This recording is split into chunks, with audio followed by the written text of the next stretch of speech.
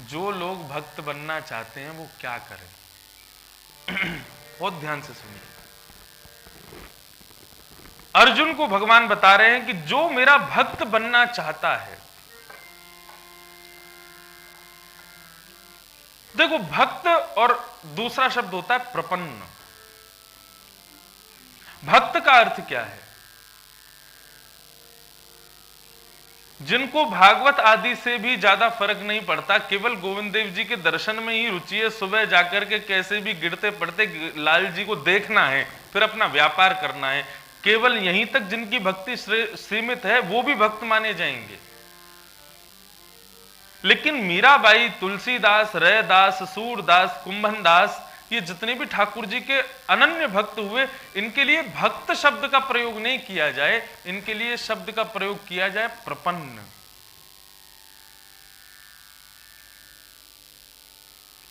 भक्त तो सब हैं, मुख से एक बार भी किंचित मात्र भी भगवत नाम ले ले वो भी भक्त माना जाएगा। ऐसे तो कोई अनहोनी होने पर भी आप बोल जाओगे हे भगवान, तो भगवान निकलती आप भक्त भी माने जाओगे। तो भक्त तो बनना बहुत साधारण है, हमें प्रपन्न की राह पर चलना है। प्रपन्न किसे कहते हैं? प्रपन्न का अर्थ होता है साधन की आवश्यकता ना हो फिर भी साध्य मिल जाए, उसको प्रपन्न कहते हैं। जैसे कि एक उदाहरण के रूप में समझिए, आप पहली बार बंबई जा रहे हो, तो बंबई जाने के लिए जयपुर एयरपोर्ट से आपने फ्लाइट पकड़ी, फ्लाइट में बैठ करके आप बंबई पहुंचे, बंबई में मरीन ड्राइव घूमे, गेटवे ऑफ इंडिया घूमे, ताज होटल देखा और वहां पर दुनिया भर की जो भी चीजें वो सब देख दाख करके आप वापस जयपुर आ गए। तो पहली यात्रा में आपको साधन की आवश्यकता पड़ी। साधन क्या है? हवाई जहाज। उसमें बैठ करके आप बंबई पहुंचे, और साध्य क्या था? बंबई साध्य था। प्राप्य वस्तु को साध्य कहते हैं। तो भक्ति प्रपन्न की परिभाषा में साधक, साधन और साध्य, ये तीन बात। साधक कौन है? मैं साधक हूं। साधन क्या है? हवाई जहाज साधन है। और साध्य क्या है? बंबई साध्य है। अब इसको आध्यात्मिक रूप से समझें तो मैं साधक, माला जपना, कथा श्रवण करना, तीर्थ यात्रा पर जाना, ठाकुर जी के मंदिर में प्रवेश होकर के सामने खड़े होकर के दर्शन करना, ये सब साधन है। और साध्य क्या है? श्याम सुंदर श्री गोविंद देव प्रभु, ये साध्य है। इनको हम पाना चाहते हैं। उनको पाने के लिए अनन्य साधनों का हम लोग प्रयोग करते हैं। लेकिन जब तक साधन के आवश्यकता में साध्य की प्राप्ति के लिए आप प्रयास करते रहेंगे, तब तक आप भक्त माने जाएंगे। लेकिन जैसे ही साधन छूटा, साधक सीधा साध्य के प्रति डाइवर्ट हो जाए, उसी को प्रपन्न कहेंगे। अभी नहीं आई बात समझ में? माला जपना, माला क्यों जपते हैं? ठाकुर जी की प्राप्ति के लिए। लेकिन बंधुओं, माला भी एक साधन है।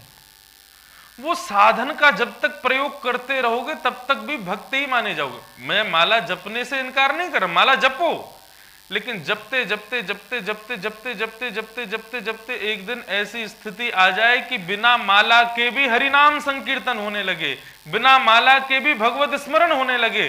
भगवत स्मरण तभी होगा जब माला हाथ में होगी। गोविंद देव जी का दर्शन तभी होगा जब मंदिर में जाएंगे, तो आप भक्त हो। बिना मंदिर में जाए, बिना माला के प्रयोग के भी ठाकुर जी का स्मरण होने लग जाए, तो समझो हम प्रपन्न हैं। तो हमारी राह भक्ति के पथ पर चल के प्रपन्न बनने की है। मैं चाहता तो अपनी व्यासपीठ का नाम, अपनी सब वस्तुओं का नाम साधन पथ रख देता, साध्य पथ रख देता। उसका नाम भक्ति पथ ही क्यों है? क्योंकि भक्ति हमारा डेस्टिनेशन नहीं है, भक्ति तो रास्ता है, पथ है। डेस्टिनेशन तो प्रपन्नता है। प्रपन्नता का उदाहरण दें गोवर्धन वाले श्री पंडित जी महाराज, पंडित श्री गया प्रसाद जी महाराज, वे प्रपन्न थे, भक्त नहीं थे। उनका नित्य नियम था रोज प्रातःकाल उठ करके श्री गिरिराज जी की परिक्रमा मार्ग में सोहिनी सेवा करते थे। एक बार कोई सेठ जी आए तो आकर के देखा तो बाबा तो थे नहीं कुटिया पे। सबने सबसे पूछा बाबा कहाँ है? बोले बाबा सोहनी कर रहे हैं परिक्रमा मार्ग में। सेठ जी दौड़े दौड़े गए तो वहां क्या देखा कि बाबा एक वृक्ष के नीचे बैठ करके सोहनी अपने हाथ में रख करके और रुदन कर रहे हैं, नेत्रों से अश्रुधार बह रही। सेठ जी ने जाके प्रणाम कियो, बाबा के बगल में ही जाके बैठ गए। तो बाबा नेत्र खोल करके देखें और सेठ जी को मानो बता रहे हैं, कितनी झाड़ू लगा लूं, कितनू काटे इनको, कितनू कंकड़न को दूर कर दूं, लेकिन ये नंद को छोरा इतना उद्यमी है, ला ला करके सबरे कांटे इनको यहीं बीच में डाल दे। आज सवेरे सवेरे किशोरी जी के संग भ्रमण कर रहे हो यहाँ पे और घूमते घूमते एक कांटो वाके चरणन में लग गए हो। मैं खूब मनाए करूं लाला, तू मुंह को सोहनी करन देकर, लेकिन माने ना है, इतनो ऊधम मचावे। बार बार कंकड़ पत्थरन ने दूर करूं, उनको उठा के बीच में पटक दे, फिर वाके पामन में लग जाए, फिर मुंह को कष्ट हो गए। इसे कहते हैं प्रपन्नता। वो सोहनी इसलिए नहीं करते कि मुझे क्लीन इंडिया रखना है, वो सोहनी इस भाव से करते हैं कि श्यामा श्याम विचरण करेंगे तो उनके चरणों में कोई कीट ना लग जाए, कोई कंकड़ ना लग जाए, कोई कांटा ठाकुर जी के चरणों को कोई ठेस ना पहुंचावे। और बाबा को नियम है तो सोहनी करते करते जब कछु दिना में जब सोहनी झाड़ू छोटी है जाती तो ब्रज रज में गड्ढो करके वही में सोहनी को विराजमान करके प्रणाम करते, पुष्पादि अर्पित करके और वाकु समाधि दे देते। बोले भैया तेने कोई पूर्व जन्म में पुण्य किए होंगे जो ब्रजरज में ही घिस घिस के ब्रजरज में ही डूब गई है। ऐसी सेवा।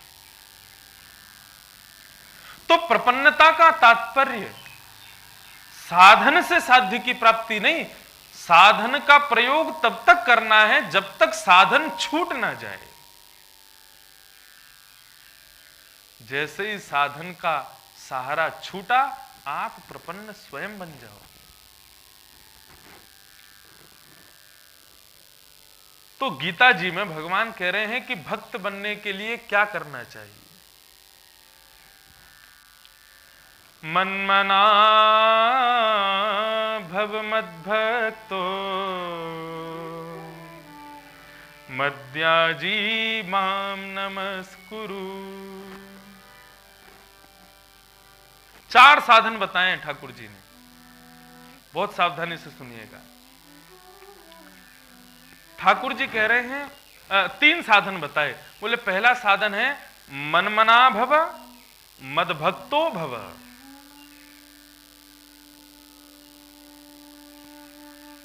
या तो अपने मन में मुझे बिठा लो या फिर अपना मन ही मुझे दे दो। मनमना भव मदभक्तो भव। या तो अपने मन में मुझको बिठा लो। मन में मुझको बिठाने का मतलब क्या है? अब मेरे अलावा किसी का चिंतन नहीं होना चाहिए। मन ना रहे 10-20। गोपियां कहती हैं एक हतो 100, एक ही था हमारे पास, गयो श्याम संग को आराधे को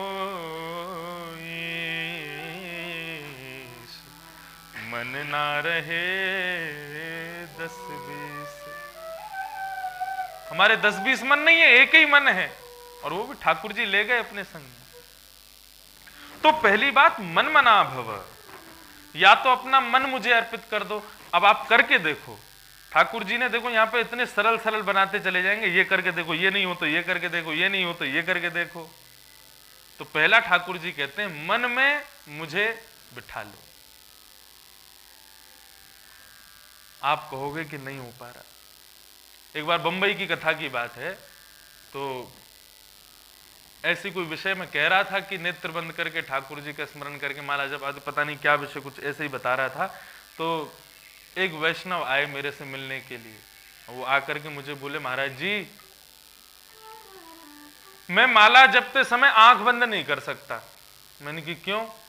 बोले मैं ठाकुर जी को देखता रहूं या भागवत जी को दर्शन करता रहूं, मैं बहुत सारी आध्यात्मिक वस्तुएं सामने रख लेता हूं, एक एक को देखता रहता हूं तब माला करता हूं, तो मेरा मन लगता नहीं तो नहीं लगता। मैंने कि ये बड़ी विचित्र बात बताई आपने, क्यों? बोले क्योंकि मैं जैसे ही आंख बंद करता हूं तो मेरी आंखों के अंदर अप्सराएं दिखने लग जाती हैं और उन अप्सराओं का चिंतन करते ही मेरी माला छूट जाती है, ठाकुर जी का स्मरण नहीं होता। अच्छा एक बात कहूं, उसने प्रकट कर दी अपने मन की बात, कई लोग प्रकट नहीं करते, सबके संग होता है ये। आप जिस वस्तु का चिंतन करते हैं वो वस्तु कहीं ना कहीं किसी ना किसी रूप से कलिकाल का रूप धारण करके भजन में विक्षेप डालती है, वो बात अलग है, हम बोलते नहीं है। लेकिन उसने स्पष्ट, अब मैं भागवत मंच पे बैठा हूं, किंचन कथा में नाम नहीं लूंगा, 2-4 हीरोइनों के नाम और बताए उसने, बोले वो दिखती है मेरे को, कैसे करूं भजन? तो मनमना भव, जो भगवान कह रहे हैं कि अपने मन में मुझे बिठाओ, ये बहुत कठिन है, नहीं हो पा रहा ठाकुर जी। तो फिर भगवान दूसरा कह रहे हैं, तो फिर दूसरा उपाय अपनाओ। बोले क्या? मद भक्तो भव। क्या? बोले मन में नहीं बैठा सकते मुझे, तो फिर एक काम करो, अपना मन मुझे ही दे दो, फिर मैं उसको टैकल करूंगा कैसे चलाना है। महाभारत का युद्ध सुनिश्चित हुआ तो अर्जुन और दुर्योधन दोनों भगवान के पास गए, द्वारिकाधीश के पास, और द्वारिकाधीश से जाकर के कहने लगे कि महाभारत का युद्ध होने वाला है, आप किस पक्ष में रहोगे? द्वारिकाधीश बोले भाई तुम में से जो चाहे मुझे रख लो, लेकिन दोनों तरफ बराबरी हो उसके लिए हम एक नियम बता देते हैं, एक तरफ मैं रहूंगा, एक तरफ मेरी सेना रहेगी। मैं जहां रहूंगा वहां द्वारिका की सेना नहीं रहेगी, और मेरा तो नियम रहेगा कि मैं जिस तरफ रहूंगा हाथों में शस्त्र नहीं उठाऊंगा। दुर्योधन बोला तो ले, इनकी क्या पूजा करेंगे अम्मा ले जाके, ये शस्त्र अस्त्र उठाएंगे नहीं, सेना भी लेके आएंगे नहीं, अकेले आएंगे वो भी निहत्थे रहेंगे, तो केवल भोजन पवाने के लिए इनको अपनी सेना में क्यों लिया जाए, कुछ करेंगे धरेंगे नहीं तो फिर क्या फायदा। दुर्योधन ने तुरंत कहा तो फिर मैं आपकी सेना ले जाऊंगा। ठाकुर जी बोले ठीक है। दुर्योधन सेना लेकर के चला गया, अर्जुन बचा अकेला। भगवान बोले अर्जुन फिर से फंस गया तू मेरे चक्कर में, अब तेरे यहां मैं जाऊंगा, भोजन भट्ट बन के रहूंगा, केवल खाऊंगा पीऊंगा खर्राटे मारूंगा, कुछ करूंगा नहीं, और तुझको अब रखना ही पड़ेगा मुझको। अर्जुन भगवान के सामने, आहा इसको कहते हैं देखो मन भगवान को देना। अर्जुन ठाकुर जी के सामने बैठ गया हाथ जोड़ करके, बोले कि प्रभु आपको ये बात किसने कही कि मैं आपको मांगने आया था? भगवान बोले हमको लगा दुर्योधन इसी काम से आया तुम। बोले नहीं, हर व्यक्ति अलग अलग काम से आता है, वो मांगने आया तो जरूरी मैं भी मांगने आया हूं, मैं आपको मांगने तो नहीं आया था।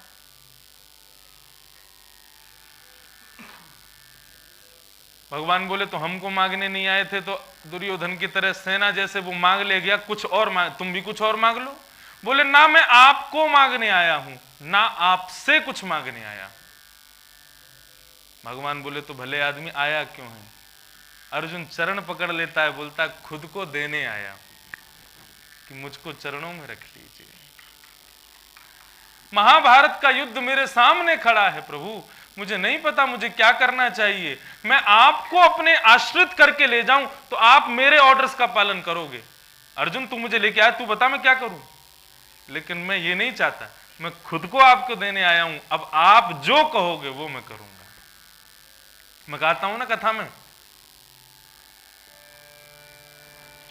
जहां ले चलोगे वहीं मैं चलूंगा। मद भक्ता भव, ये है मन ठाकुर जी को देना। अपना मन गोविंद देव जी के चरणों में अर्पित कर दो, और इसको कहते हैं पूर्ण समर्पण। अरे देखो, एक बात कहूं, सीधी बात, गोविंद देव जी सुन नहीं रहे होंगे, श्रृंगार में व्यस्त होंगे, इसलिए मैं गोपनीय बात बता देता हूं। अपनी जिम्मेवारी अपने ऊपर मत रखो, ठाकुर जी पर छोड़ दो। बोले आप देखो क्या होगा, आप जानो मेरे लिए क्या सही क्या गलत, मैं निर्णय करने में सक्षम नहीं हूं प्रभु, मैं तो बस इसी में सक्षम हूं। क्या? एक छोटा बालक जैसे अपनी मां के आश्रित रहता है, मां खिलाएगी तो खाऊंगा, मां पिलाएगी तो पीऊंगा, मां नहलाएगी तो नहाऊंगा, ऐसे ही मैं भी आपके आश्रित हूं प्रभु। तो मन मना भव मद भक्तो, तो पहला उपाय ठाकुर जी ने क्या बताया? क्या बताया? मन में मुझे रखो, मन में तुझे बिठा के कर लूंगी बंद आंखें, पूजा करूंगी तेरी। लेकिन ये बहुत कठिन है, क्योंकि आंख बंद करके तो कोई और दिखते हैं ना, तो मनमना भव तो नहीं हो पा रहा। तब ठाकुर जी ने दूसरा उपाय बताया, बोले कि फिर एक काम करो, मन मुझे दे दो, सारथी मुझे बना लो अपने रथ का, मन रूपी रथ का। फिर जैसे अर्जुन की नैया पार की, ऐसे आपकी भी कर दूंगा। आप कहोगे ये भी नहीं कर पा रहे हम, मन भी आपको नहीं दे पा रहे, तो फिर भगवान ने तीसरा उपाय बताया, बोले मद्याजी भव।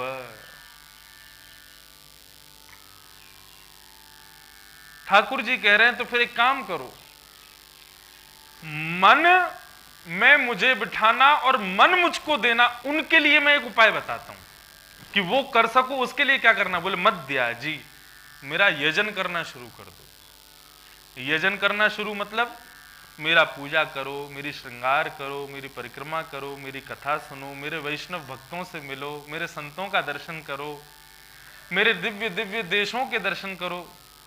दक्षिण भारत में तीर्थ यात्रा को दिव्य देश कहा जाता है, तो मेरे दिव्य देशों का दर्शन करो, मेरे दिव्य मनोहर स्वरूपों का दर्शन करो।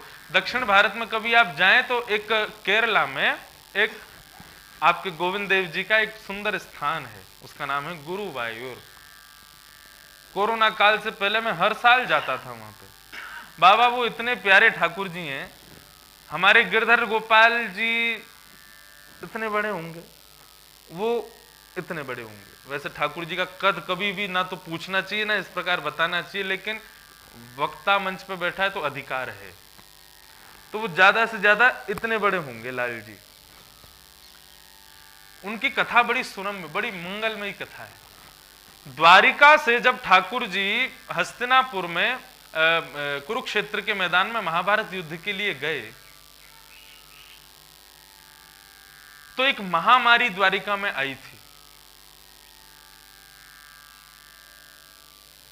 और वो महामारी कैसी थी कि कृष्ण वियोग में भगवान कृष्ण के दर्शन ना होने पर भक्तों को ज्वर चढ़ता था, बुखार आ जाता था, और वे 1, 2, 3 दिन तक उस ज्वर में रहते थे। और यदि ठाकुर जी का कथा ना सुनाई जाए, ठाकुर जी का चरणोदल नहीं पिलाया जाए, ठाकुर जी का दर्शन ना कराया जाए, तो फिर उनके प्राण निकल जाते थे। और ये महामारी ऐसी थी कि उस वैष्णव पीड़ा में पड़े हुए भक्त को यदि कोई और देखता था तो उसको भी हो जाती थी। ऐसी महामारी पूरी द्वारिका में आई। तो रुक्मणी जी ने पत्र लिखा ठाकुर जी को कि यदि आप पांडवों को जिताने के लिए ही हस्तिनापुर में रह गए तो यहां द्वारिका पूरी चली जाएगी, आप जब तक लौट के आएंगे चंद लोग बचेंगे यहां पर। उन्होंने लिखा कि आपके दर्शन के वियोग में द्वारिका में महामारी आ रही है। तो ठाकुर जी ने जैसे ही पत्र पढ़ा तो एक दिन का समय निकाल करके ठाकुर जी द्वारिका पहुंचे, और जैसे ही द्वारिका पहुंचे तो जितने लोग ज्वर में थे और जितने मरणासन अवस्था में थे सब स्वस्थ हो गए ठाकुर जी को देख के। लेकिन ठाकुर जी ने विचार किया कि मेरा वहां जाना बहुत जरूरी है, मैं कैसे जाऊं? तो लाल जी ने समस्त द्वारिका वासियों के समक्ष श्री रुक्मणी जी को साथ लेकर के समुद्र की बालू से अपना एक बाल स्वरूप बनाया, और उस बाल स्वरूप को ठाकुर जी ने मंदिर में पधराया, और मंदिर में ठाकुर जी ने थोड़ी देर अपने ही स्वरूप की अर्चना की। ठाकुर जी ने जैसी अर्चना संपन्न हुई तो वो नन्हे से बाल कृष्ण जो थे वो बोलने लगे और चलने लगे, फिरने लगे। नन्हे से मंदिर के परकोटे से बाहर नहीं जाएंगे, केवल मंदिर में रहेंगे।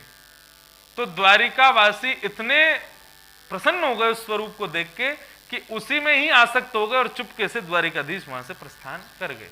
बोले अब इनके भरोसे रहो। ऐसे ठाकुर बताते, बोले कि कोई मंदिर के बाहर से भी जा रहा होता तो चिल्ला के बोलते, अरे मोह को भूख लगी है, कछु लेके आ अपने घर से। ऐसे ठाकुर जी बनाए। तो वे ठाकुर जी द्वारिका में विराजे। जब ठाकुर जी अपनी लीला पूरी करने लगे, लीला संवरण के समय ठाकुर जी के सामने उद्धव बैठे हैं, मैत्रेय मुनि बैठे हैं, दारुक सारथी बैठा है, अनंत सब लोग बैठे थे। तब ठाकुर जी ने वहां दो लोगों का स्मरण किया, गुरु बृहस्पति और वायुपुत्र हनुमान। उनका स्मरण करते हुए उन दोनों को आज्ञा की कि मेरे जाते द्वारिका डूब जाएगी। तो अर्जुन को तो कहा कि मेरी पटरानियों को लेकर के किशोरी जी की शरण में चले जाओ। गुरु बृहस्पति और वायुपुत्र को आज्ञा की कि द्वारिका में एक मेरा बाल रूप विराजता है, जिसको मैंने अपने हाथों से निर्मित किया। मेरे जाने के बाद द्वारिका डूब जाएगी, वो भी डूब जाएंगे, लेकिन मैं चाहता हूं कलयुग के लोगों को उनका दर्शन प्राप्त हो, इसलिए आप उनको यहां से किसी और स्थान पर ले जाइए।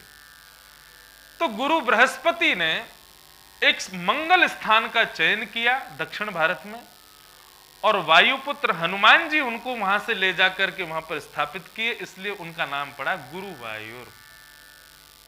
बालकृष्ण प्रभु का मंदिर है, अद्भुत मंदिर है। अब देखो, हमने कथा सुनाई गुरुवायूर की, तो आपके मन में इच्छा प्रकट हुई ना कि हमको जाना चाहिए। यही कारण है ठाकुर जी कह रहे हैं, मद्या जी मेरी कथा सुनो, मेरे वैष्णवों के संग रहो, मेरा यजन करो, मेरा श्रृंगार करो, मेरा दर्शन करो। बोले इनको करते करते एक दिन ऐसा आएगा फिर तुम मुझे अपना मन दे पाओगे, या फिर अपने मन में मुझे बिठा पाओगे। तो मद्या जी।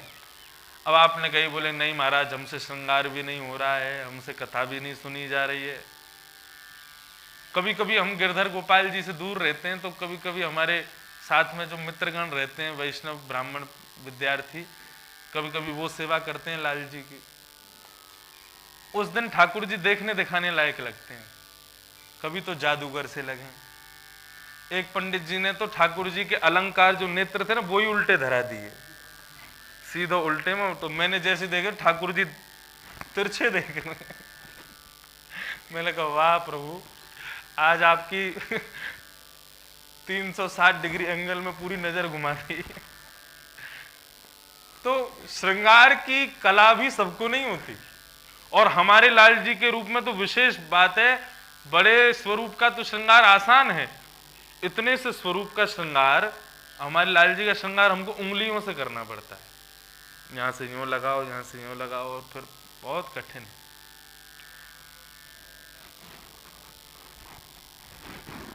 तो मद्या जी माम नमस्कुरु। तो मद्या जी मेरा यजन करो, और मेरा यजन भी यदि तुमसे नहीं होता है, मेरा पूजा श्रृंगार आदि भी तुमसे नहीं हो पाता है, तो फिर अंतिम उपाय ठाकुर जी ने बताया। वाह जय साईं अम्मा। वृंदावन के परम भक्त श्री कोकिल साईं जी के परम साईं जी पधारे, बहुत बहुत प्रणाम। विराजो।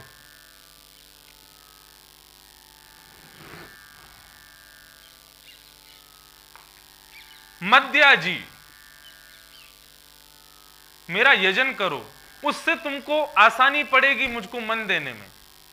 आप कहोगे नहीं ये भी नहीं हो रहा, तो भगवान बोले भले आदमी माम नमस्कुरु, तू केवल रोज एक बार मुझको प्रणाम ही कर लिया कर बस, और कुछ मत कर, मैं उसी से तेरा कल्याण कर दूं। ये उपाय ठाकुर जी गीता जी में बता रहे हैं। या तो मन मुझे दो, या फिर मन में मुझे बिठाओ, या फिर मेरा श्रृंगार आदि, मेरा चिंतन कथा श्रवण आदि ये सब करो, कुछ भी ना बने तो माम नमस्कुरु, दूर से ही प्रणाम कर लिया करो बस। इतने मात्र से ही कल्याण। अरे ठाकुर जी की इच्छा होगी तो कल्याण हो भी जाएगा। करौली में श्री मदन मोहन जी विराजते हैं।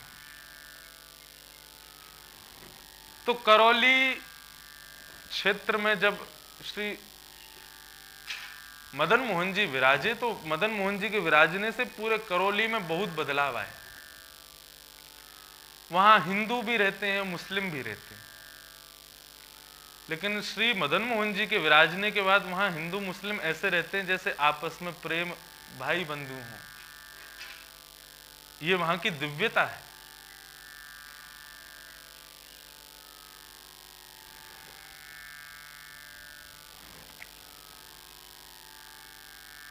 ठाकुर जी जिस पर रीझ जाए उस पर कृपा कर ही देते हैं, कैसे भी करें चाहे। तो श्री मदन मोहन जी की करौली में एक कचहरी में एक मुस्लिम काम करते थे, उनका नाम था ताज खान। ताज खान बहुत ही, उनके बारे में भक्तमाल में वर्णन, नव भक्तमाल में मैंने पढ़ा तो उनके बारे में बहुत सुंदर भाव बताए। वो सर्वप्रिय थे, करौली में सब उनसे प्रेम करते थे, क्योंकि हृदय में छल कपट आदि कुछ भी नहीं था। नियम उनके बताए गए तो बोले कि महाराज वो नमाज पढ़ना और जो भी उनके नियम होते हैं उसमें वो मतलब ऐसा कहा जाए तो बिल्कुल कट्टर मुस्लिम थे।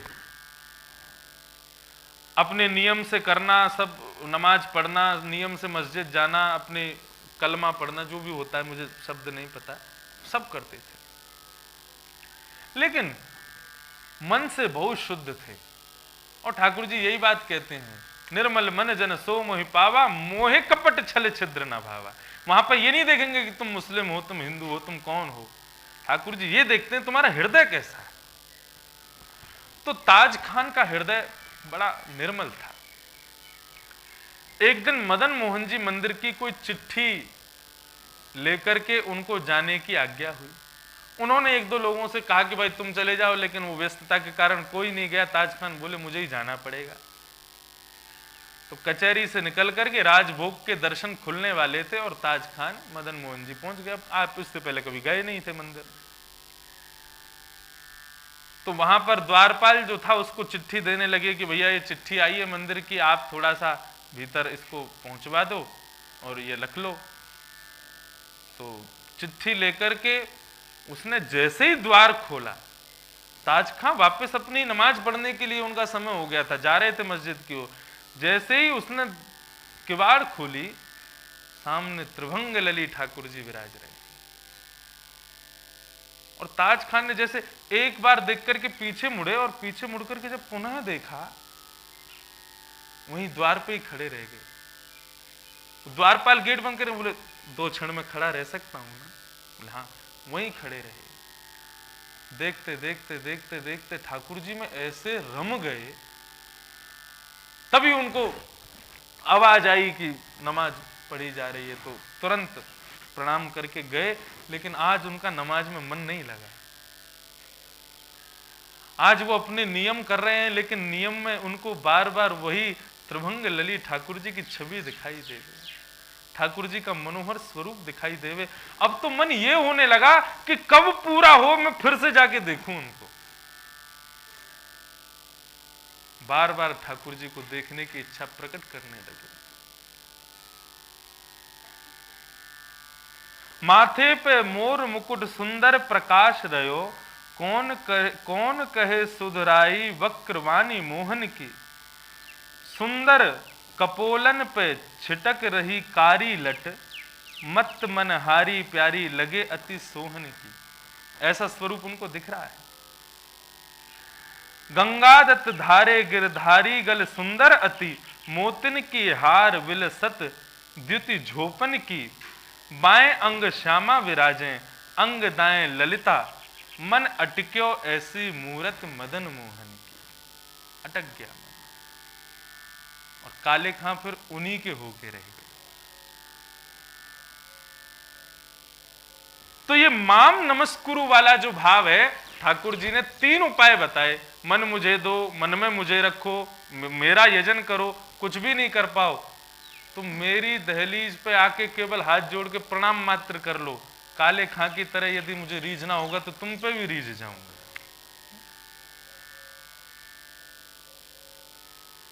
तो ये 4 उपाय बताए ठाकुर जी ने प्रपन्न बनने के गीता जी में। इनको स्मरण में रखिएगा, इनको लिख लीजिएगा और इनको याद रखिएगा। यही पथ है भक्ति का, यही अपनाना है। कहां से शुरू करोगे? माम नमस्कुरु, नमस्कार से शुरू करो। मध्याजी, उसके बाद ठाकुर जी का यजन श्रृंगार करने का प्रयास करो। और उसके बाद मद भक्ता भव, मन या तो मुझे दे दो या फिर मन में मुझे बिठा। ये भक्ति के उपाय ठाकुर जी बता रहे हैं। तो 4 प्रकार के भक्तों का वर्णन हमने सुना। उसके बाद प्रश्न किया गया, बोले महाराज माया क्या है, मुझे माया के बारे में बताइए। तब बताया कि माया सृष्टि पालन संहार को ही माया कहते हैं, यही माया है। इस संसार में भगवान के अलावा किसी और वस्तु पर यदि रीझ रहे हो आप, उस माया से बचो। तब राजा ने प्रश्न किया माया से कैसे बचा जाए। तब माया से बचने के उपाय में प्रबुद्ध नाम के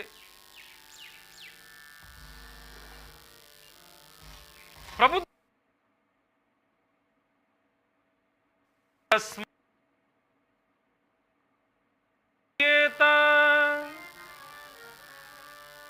जिज्ञासु श्रेय उत्तमम् शब्दे परे च निष्णातम् ब्रह्मण्योपशमाश्रयम्।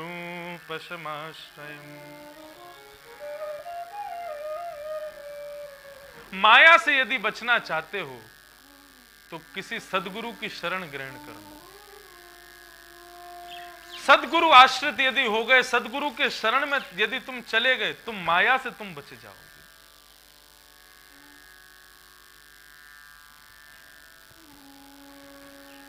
और सद्गुरु कैसा होना चाहिए? बोले शब्दे परेच निष्णातम, शब्द ब्रह्म का अच्छा ज्ञान हो उनको, यानी कि वेद शास्त्र आदियों का अध्ययन किया हो। और परेच निष्णातम यानी कि ठाकुर जी की सेवा में भी खूब निपुण हो। ऐसे वैष्णव भक्त के, ऐसे वैष्णव गुरु की शरण में चले जाओ। भगवान एकादश स्कंद में श्री उद्धव जी महाराज से कहते हैं कि उद्धव,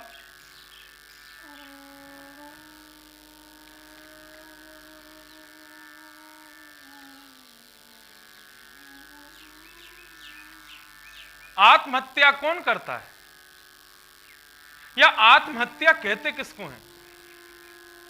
अपने शरीर को अपने आप घोट करके मार देना, इसको आत्महत्या नहीं कहते। आत्मा कभी नहीं मरती।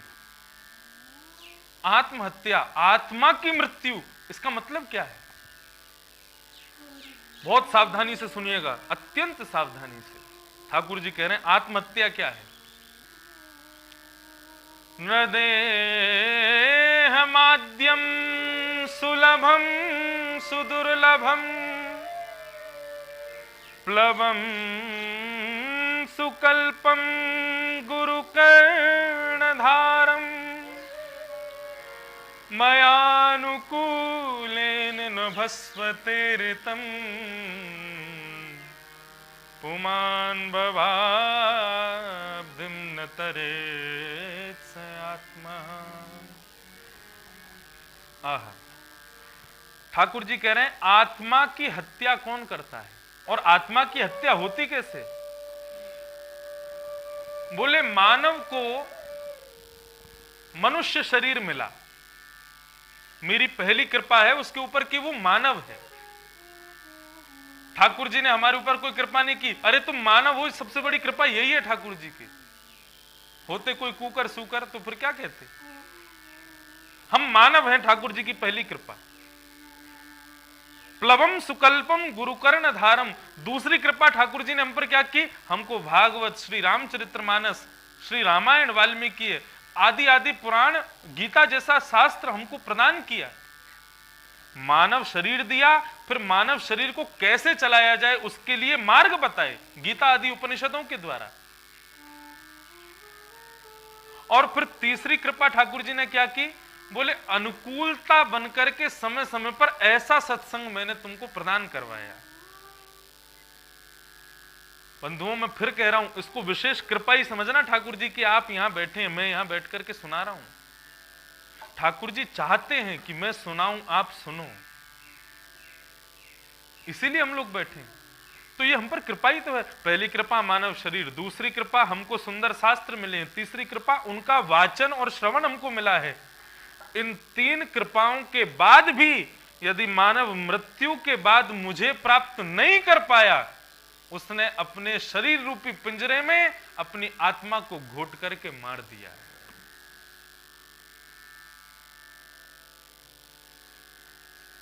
और एक बात कहूं, मरने के बाद का इंतजार मत करना। कथा में इसी संकल्प से बैठना कि जीवन मेरा कितने दिन का मुझे नहीं पता, अपने अंतकाल आवे उससे पहले पहले ठाकुर जी का दर्शन मुझे करना ही करना है।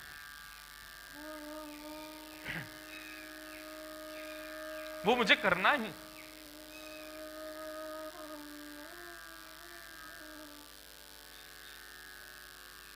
ये संकल्प ले लीजिए,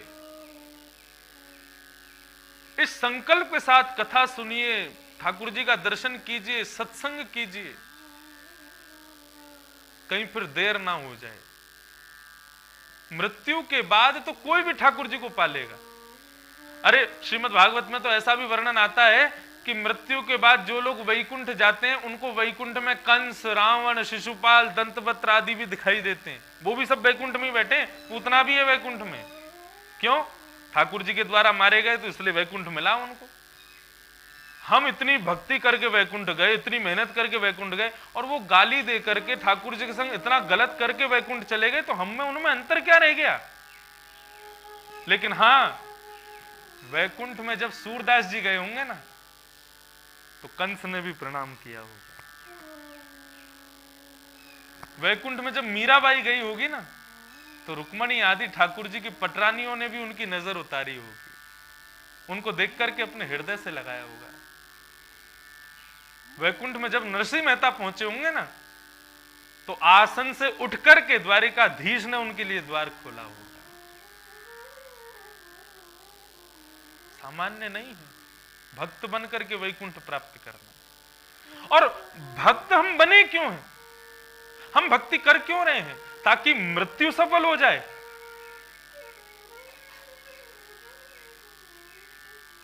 मृत्यु सफल बनाने के लिए भक्ति नहीं है।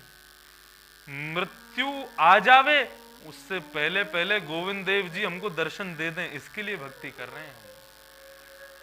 और यदि वही बात सार्थक नहीं हो रही तो फिर हमारा भक्ति करना क्या, एक समय की बर्बादी है। हम किस लिए कर रहे हैं?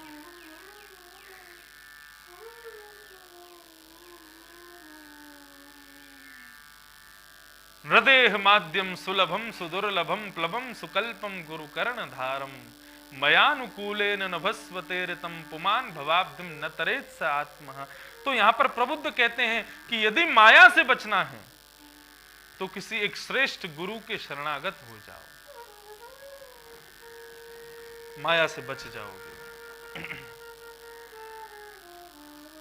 राजा ने अगला प्रश्न किया है, इनके बारे में मुझे बताओ, नारायण किसे कहते हैं? तब यहां पर पिप्पलायन नाम के योगेश्वर नारायण की व्याख्या कर रहे हैं। आहा, स्थित्यद्युदभव प्रलय हेतुरहेतु यस्य यत्स्वप्न जागर सुसुप्तिषु सद्बहिश्च देहेन्द्रियाशु हृदयानि चरन्ति येन सुञ्जीवितानि तव वेहि परम नरेन्द्र। नारायण कौन है, उनके बारे में जानो। तो यहां पर बताया है कि जिनसे स्थित होता है, जिनसे प्रारंभ होता है और जिनमें लय हो जाता है, उनको नारायण कहते हैं। जिन्होंने सृष्टि को बनाया अब सृष्टि का पालन कर रहे हैं और सृष्टि का संहार कर देंगे, उनको नारायण कहा जाता है। आप कहोगे समझ में नहीं आ रहा, कुछ और बताओ। ये समझ नहीं आता तो दूसरा सुनो। यत् स्वप्न जागर सुसुप्ति सद्बहिश्च। आप सोते हैं तो सोते सोते कभी कभी आपको लगता होगा कि मैं एक वन में घूम रहा हूं और वन में बहुत सारे हिंसक जीव घूम रहे हैं। तभी महाराज एक शेर दौड़ता दौड़ता आया, आकर के उसने मुझ पर झपट्टा मारा, झपट्टा मार के मेरे गले को अपने मुख में लिया। जैसे ही शरीर ने गले को मुख में लिया, तुरंत मेरी आंख खुल जाती है। तुम क्या देखता हूँ, एसी चल रहा है, बढ़िया बिस्तर पर सो रहा हूँ, लेकिन मेरी सुसुप्ति में शेर ने काटा, पीड़ा हुई, रक्त निकला। ये अनुभव मुझे किसने कराया? नारायण। हमारी निद्रा के समय पर भी जो प्रत्येक अनुभव हमको कराते रहते हैं, जागृत स्थिति में भी क्या सही है क्या गलत है, ये अनुभव हमको कराते रहते हैं। ये अनुभव कराने वाला जो है तत्व, वो नारायण, वो भगवान। आप कहोगे अब भी नहीं समझ में आया, कुछ और बताइए। तब तीसरा बात बताइए। देहेन्द्रियाशु हृदयानि चरन्ति येन, देहेन्द्रियाशु हृदयानि चरन्ति येन। आहा, कितनी सुंदर बात। श्री ध्रुव जी महाराज जो अपनी स्तुति में कहते हैं वही बात। आंख है, हाथ है, पैर है, कान है, मुख है, प्रत्येक इंद्रिय युक्त हम हैं, लेकिन इन्हीं इंद्रियों से युक्त मरा हुआ शव भी है। वो देख क्यों नहीं पाता, वो सुन क्यों नहीं पाता, वो बोल क्यों नहीं पाता, वो चल क्यों नहीं पाता, वो अनुभव क्यों नहीं कर पाता? क्योंकि उसके भीतर नारायण विद्यमान नहीं है। इसलिए आंख होते हुए भी दिखेगा भी नहीं, हाथ होते हुए भी नहीं स्पर्श नहीं कर पाएगा, पैर होते हुए भी चल नहीं पाएगा। तुम चल पा रहे हो, देख पा रहे हो, सुन पा रहे हो, ये सब किसकी कृपा से? तुम्हारे भीतर बैठे हुए नारायण की कृपा से। आंख तुम पे भी है, उस पे भी है, लेकिन दोनों में भेद क्या है? तुमको आंखों से दिखाने वाला नारायण तुम्हारे पास है, जिसके कारण हम सब कुछ कर रहे हैं, वो नारायण। प्रबुद्ध बता रहे हैं, श्री ध्रुव जी महाराज जब भगवान उनके सामने प्रकट हो जाते हैं ना, तो सबसे पहली स्तुति क्या गाते हैं भगवान की? योऽन्तः प्रविश्य मम वाचमिमां प्रसुप्तां संजीवयत्यखिल शक्तिधर स्वधाम्ना अन्यांश हस्तचरण श्रवण त्वगादि प्राणान्नमो भगवते पुरुषाय तुभ्यम्। आहा बंधु, श्री ध्रुव जी महाराज कह रहे हैं, व्यक्ति को मंदिर में जाकर के ठाकुर जी को धन्यवाद ज्ञापन करना चाहिए।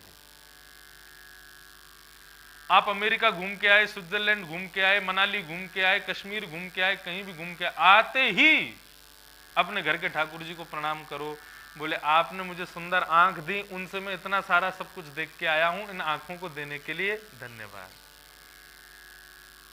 दर्शन करके आंखों से धन्यवाद, कथा सुन करके कानों से धन्यवाद। मैं इन कानों से अरिजीत सिंह को सुनता हूं, सोनू निगम को सुनता हूं, और कौन है, जगजीत सिंह को सुनता हूं, पंडित जसराज को सुनता हूं, सुंदर शब्द इन कानों से सुनता हूं, लेकिन आज मैं आपकी कथा सुन करके कान देने के लिए धन्यवाद कहता हूं। मैं इन हाथों से दुनिया के प्रत्येक कर्म को करता हूं, लेकिन आज आपके मंदिर में सोहिनी लगा करके, आज आपके मंदिर में पोंछा लगा के, आज आपके कीर्तन में करताल बजा के, या फिर रात्रि में ठाकुर जी जब सोने जावे तो उनके चरणों में इत्र की मालिश करके इन हाथ देने के लिए आपको धन्यवाद कहता हूं। इस वाणी से मैं ना जाने क्या क्या बोलता हूं, कितने सारे फिल्मी गाने गाता हूं, किसी को अभद्र बोलता हूं, किसी को सत बोलता हूं, लेकिन आज मैं आपका नाम गा करके जीव देने के लिए धन्यवाद कहता हूं। अपनी प्रत्येक इंद्रिय से ठाकुर जी को धन्यवाद कहना चाहिए। हम लोग परिक्रमा क्यों लगाते हैं मंदिर की? प्रदक्षिणा इसीलिए लगाई जाती है, चरण देने के लिए धन्यवाद कहा जाता है ठाकुर जी को। आपने पैर दिए, मैं प्रदक्षिणा करके आपको धन्यवाद कह रहा हूं। जो लोग दंडवती परिक्रमा लगाते हैं, वो दंडवती परिक्रमा के द्वारा अपने सर्वांगीण अंग से धन्यवाद कहते हैं ठाकुर जी को, ये देने के लिए धन्यवाद। तो हमारे शरीर को चलने फिरने उठने बैठने की जो संपूर्ण शक्ति प्रदान करता है वो नारायण। एक बार एक घर में एक मृत्यु हो गई, पत्नी बच्चे भाई बंधु सब चारों तरफ से घेर करके रो रहे थे। तभी एक संत आ गए। संत ने आकर के कहा, क्यों रो रहे हो? पत्नी ने कहा, मेरा पति चला गया। बेटा ने कहा, मेरे पिताजी चले गए। माँ ने कहा, मेरा बेटा चला गया। बहन ने कहा, मेरा भाई चला गया। सब अपने अपने रिश्ते दिखाने लगे। संत ने पूछा, कहां गया? बोले, हमको छोड़ के चला गया। बोले, कहां? विदेश? बोले, नहीं विदेश नहीं, वो हमको छोड़ के कहीं चला गया, परदेश, कहीं भगवान के पास चले गए। बोले, कैसा था देखने में? बोले, लंबे घुंघराले बाल थे, बड़े बड़े नेत्र थे, सुंदर नाक थी, इतना लंबा कद था। तो संत ने शव की ओर देख के कहा, बोले, यही है क्या? बोले, हाँ है, यही है। तो ये तो तुम्हारे सामने सो रहा है, तुम कह रहे कहीं चला गया? बोले, नहीं ये तो सो रहा है, लेकिन इसके भीतर जो था वो चला गया। संत ने कहा, तुमने उसको कभी देखा था जो इसके भीतर था? बोले, देखा तो कभी नहीं। तो फिर रो क्यों रहे हो? जिसके लिए तुम रो रहे हो, बड़ा कद वाला, घुंघराले बाल वाला, विशाल नेत्र वाला, वो तो ये है, तुम्हारे सामने सो रहा है। तुम रो किसके लिए रहे हो? बोले, उसके लिए रो रहे हैं जो उसके भीतर था। तो बोले, उसको तुमने कभी देखा नहीं, तो फिर उसके लिए रो क्यों रहे हो? कितना भी घूम फिर लीजिए, इस बात पर आपको आकर के इस बात को स्वीकार करना पड़ेगा कि देह से संबंध आपका था ही नहीं। आपका संबंध नारायण से था, जो उसके भीतर थे, जिनको आपने कभी देखा नहीं। वो चले गए तो रुदन हो रहा है।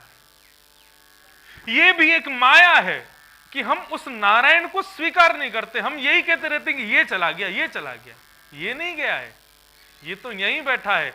अब तक चल फिर बोल रहा था, किसकी कृपा से? बोले, नारायण की कृपा से। वो नारायण इसको छोड़ के चले गए, वही नारायण है। अब आया समझ में कौन है नारायण? लेकिन प्रभु यहां पिप्पलायन क्या कहते हैं, इतने में भी यदि समझ में नहीं आ रहा है कि नारायण कौन है, तो फिर वो क्या कह रहे हैं? आहा,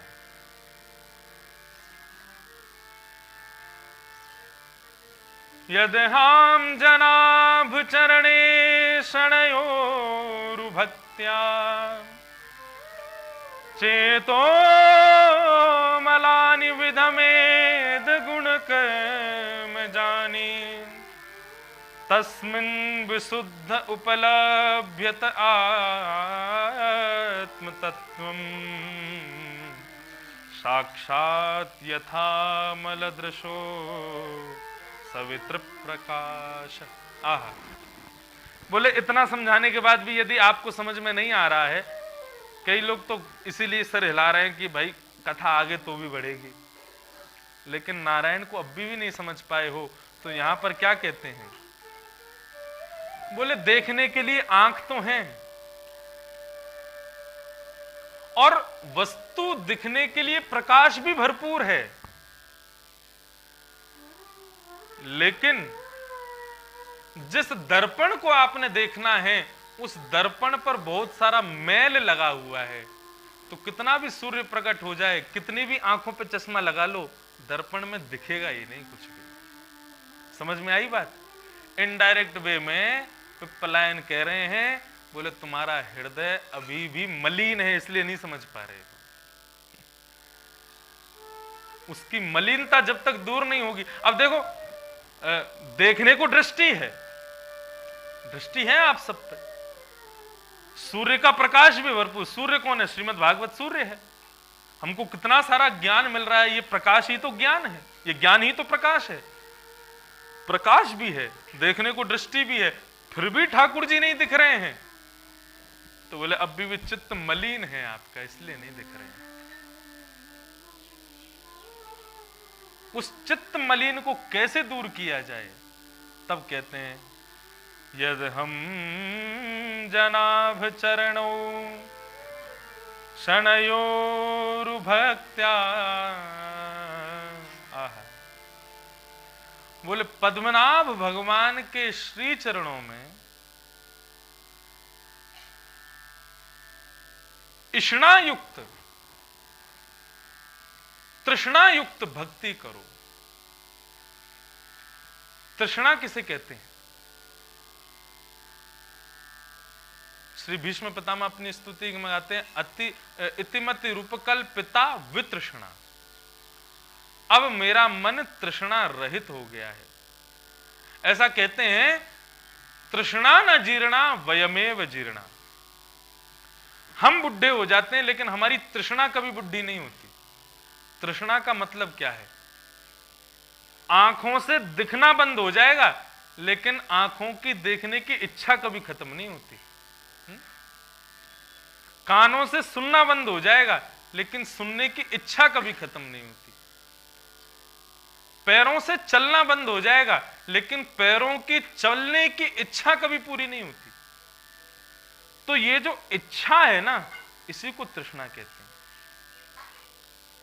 बत्तीसों टूटी हुई हैं लेकिन फिर भी कचौड़ी खावे की इच्छा है रही है, यही तृष्णा है।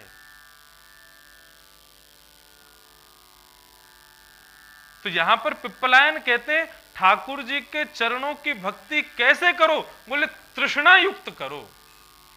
भले ही आंख थक जाए देख के फिर भी देखते रहो, कान थक जाए सुन सुन के फिर भी सुनो, हाथ थक जाए सेवा कर करके फिर भी करो, पैर थक जाए परिक्रमा लगा लगा करके फिर भी लगाओ, संपूर्ण शरीर शिथिल हो जाए फिर भी ठाकुर जी को एक किंचित मात्र भी अपने से दूर मत करो। इसी को कहते हैं तृष्णा रूपी भक्ति। बोले आप कहोगे कि इतना कठिन व्रत क्यों करें हम? बोले इतनी, क्योंकि जब शीशे पर मैल लगा होता है ना, अब उस पर धीरे धीरे हाथ मारोगे तो क्या मैल हटेगा उसका? धीरे धीरे हाथ मारोगे तो क्या उस पर लगी जो गंदगी वो दूर होगी? बढ़िया पोंछा लेके बढ़िया उसको गीला करके रगड़ा मारोगे तभी दूर होगा। तो ये मलिन हृदय कब दूर होगा? बोले तृष्णा युक्त भक्ति करो, तब हृदय की मलिनता जाएगी। तब क्या होगा? बोले साक्षात यदा मलदृशो सवित प्रकाश। हृदय की मलिनता जैसे दूर हो जाएगी फिर क्या होगा? बोले सांवरिया मन भाया रे, सांवरिया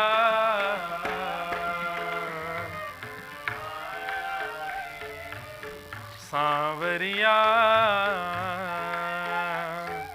मन भाया रे।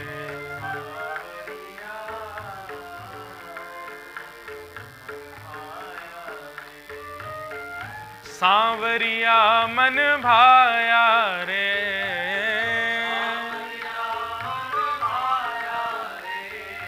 श्री राधा गोविंद मन भाया रे।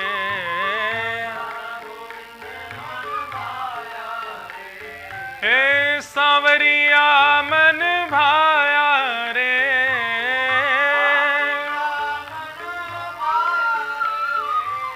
सांवरिया मन भाया रे,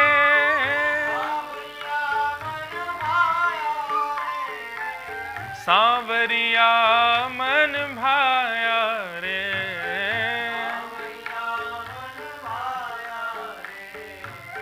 मुरली वाला मन भाया रे,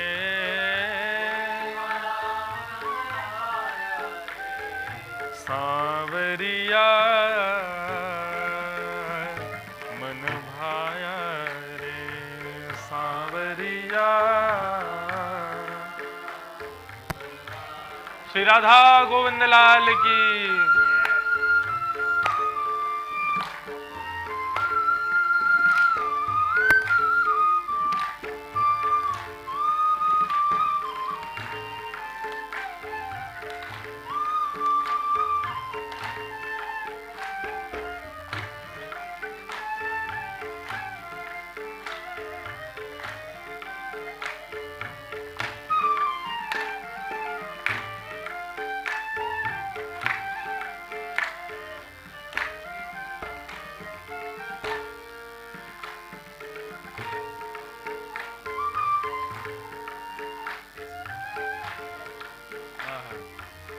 सोहनी सूरत मोहिनी मूरत, सोहनी सूरत मोहिनी मूरत,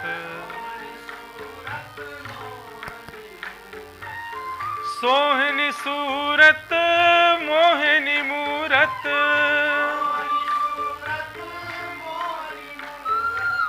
सोहनी सूरत मोहनी मूरत,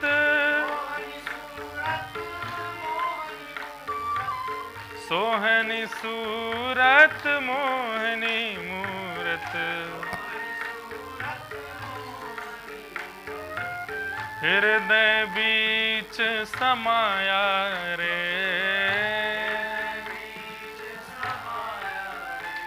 ओ हृदय बीच समाया रे,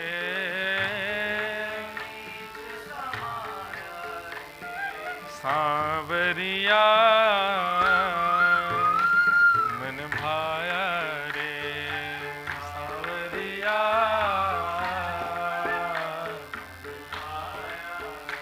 ओ मुरली वाला मन भाया रे।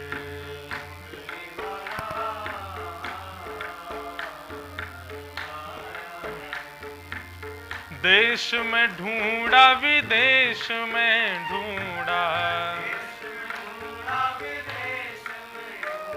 पूज्य पिताजी महाराज गाते हैं, लिखते हैं, स्वयं की रचना है।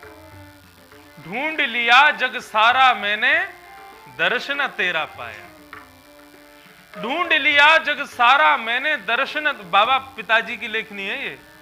ढूंढ लिया जग सारा मैंने दर्शन तेरा पाया, पर जब मन को एकाग्र किया तो तू दिल बीच समाया।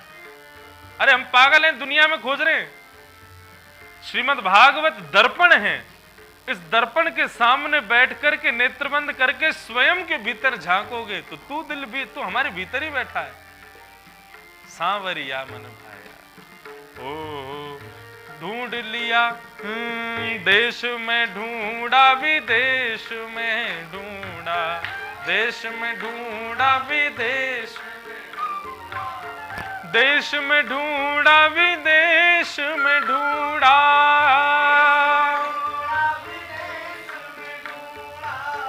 हृदय बीच समाया रे, हृदय बीच समाया, ओ हृदय बीच समाया रे,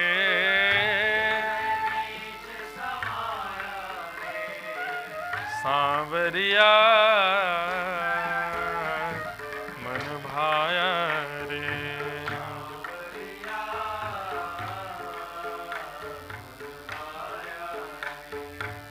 मुरली वाला मन भाया रे।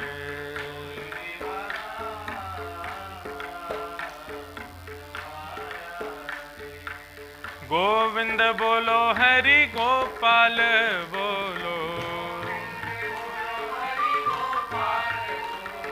गोविंद बोलो हरि गोपाल बोलो,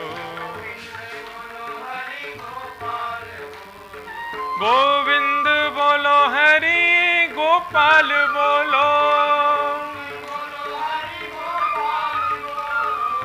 गोविंद बोलो हरि गोपाल बोलो, श्री राधा रमण हरि गोविंद बोलो, राधा रमण हरि गोविंद बोलो, श्री गोविंद बोलो गोपाल बोलो, श्री गोविंद बोलो गोपाल बोलो, श्री गोविंद बोलो गोपाल बोलो, गोविंद बोलो गोपाल बोलो,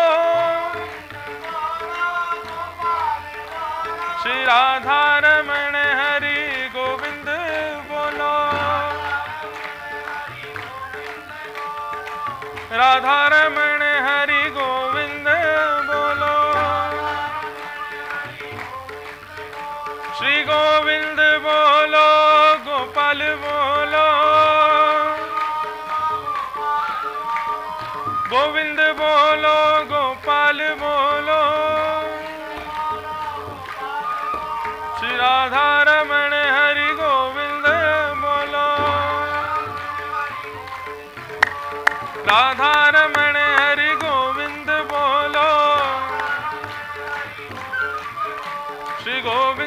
बोलो हरि गोपाल बोलो,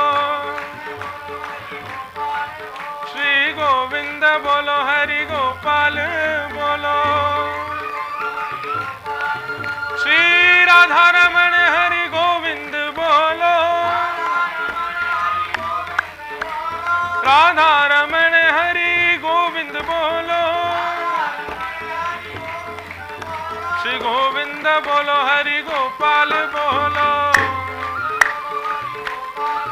श्री गोविंद बोलो हरि गोपाल बोलो,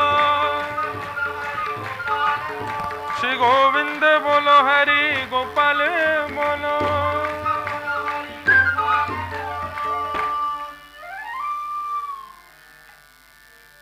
यर्हाब् जनाब चरणे शरणयोरुभक्त्या चेतो मलानि विधमेद गुणकर्म जानि, तस्मिन् विशुद्ध उपलभ्यतयात्मतत्त्वं साक्षात् यथा मलदृशो सवित्र प्रकाश। अच्छा, एक बहुत जरूरी जानने योग्य बात, आप मुझसे कहेंगे कि आप नारायण को जानो, ये बात जरूरी क्यों है? सबसे पहली बात तो नारायण और गोविंद में भेद मत समझना। स्वयं श्री नारायण ही गोविंद बन के पधारे। दूसरी बात, नारायण को जानना इसलिए जरूरी है, यहां पर लिखा है नारायण परो माया। जो माया ठाकुर जी से मिलने में विक्षेप डालती है, उस माया से आप दूर तभी हो पाओगे जब नारायण को जानोगे। इसलिए नारायण को जानना जरूरी है, क्योंकि हृदय में केवल एक ही रहेगा, या तो माया रहेगी या नारायण रहेंगे। यदि नारायण समझ में नहीं आ रहे हैं तो इसका तात्पर्य यही है कि माया जीवन में बैठी है, अभी भी हृदय में है माया। इसलिए नारायण को जानना बहुत जरूरी है। किसी की मृत्यु पर कोई रोता है, किस लिए रोता है? क्योंकि माया है भीतर। नरसिंह मेहता जी के युवान पुत्र, और युवान भी नहीं, किशोर पुत्र, बालक थे, अत्यंत ज्वर में, अत्यंत पीड़ा में थे। नरसिंह मेहता उस समय भी कीर्तन कर रहे हैं। एक दिन ब्रह्म बेला का समय हुआ कि उनके पुत्र ने अपने शरीर का परित्याग कर दिया, ठाकुर जी के धाम को प्रस्थान कर गया। एकमात्र इकलौता पुत्र। उस समय भी नरसिंह मेहता कीर्तन कर रहे हैं, और उनके कीर्तन को सुन के संसार के मायावी लोग उन पर उंगलियां उठाने लगे। लेकिन उस समय भी कीर्तन करना नहीं छोड़ा। तभी उनको दिव्य दर्शन होता है, क्या कि उनके पुत्र के शव के सामने मोर मुकुटधारी श्याम सुंदर खड़े हैं, और श्याम सुंदर की मनोहर छवि के पीछे से उनका पुत्र आकर के ठाकुर जी के बगल में खड़ा हो जाता है। और ठाकुर जी कहते हैं, बोले अब चिंता करने की बात नहीं है, अब तुम्हारा पुत्र हमारी दिव्य लीला में प्रवेश कर चुका है, अभी हमारे संग निवास करे। तो माया हमें ठाकुर जी हमें संसार के वास्तविकता से सदैव दूर रखती है। मृत्यु के समय रुदन उस व्यक्ति के लिए नहीं है, नारायण के लिए है, कि हमारे एक पुत्र के भीतर, हमारे पति के भीतर, हमारे भाई बंधु के भीतर नारायण विराजते थे, लेकिन अब चले गए। इस वियोग में हम रुदन करते हैं। उसके लिए रुदन नहीं है, वो तो बैठा है सामने, और वो ऐसा ही था हमेशा से, लेकिन उसकी शक्तियां चली गई। वो शक्तियां ही तो नारायण हैं। इसलिए नारायण को जानना बहुत जरूरी है, क्योंकि नारायण को जानने से ही माया का पर्दा हमारे ऊपर से हटेगा, और माया का पर्दा हटते ही ठाकुर जी दिखने लग जाएंगे। तो इस प्रकार माया को जानो, और यदि फिर भी आप माया से नहीं बच पा रहे हो तो फिर पद्मनाभ भगवान के चरणों का आश्रय लेना शुरू कर दो।